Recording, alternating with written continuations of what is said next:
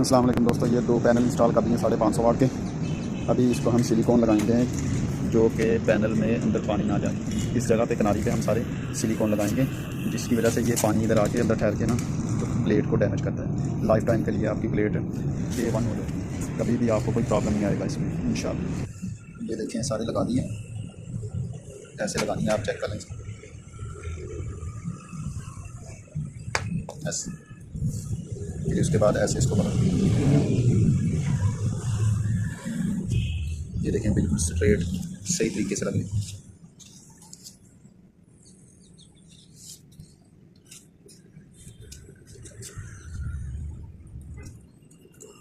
ऐसे पूरी प्लेट को लगा दें तो आपकी प्लेट कभी ख़राब नहीं होगी और कभी कोल्ड एयर शॉर्ट नहीं होंगे, पानी जाके इसके अंदर मसला बनता है ये, तो इंशाल्लाह कभी नहीं होगा। हर एक सोलर प्लेट के आप लगा लें तो लाइफ टाइम के लिए आपकी प्लेट बगैर किसी चीज़ के शॉर्टेज नहीं होगी।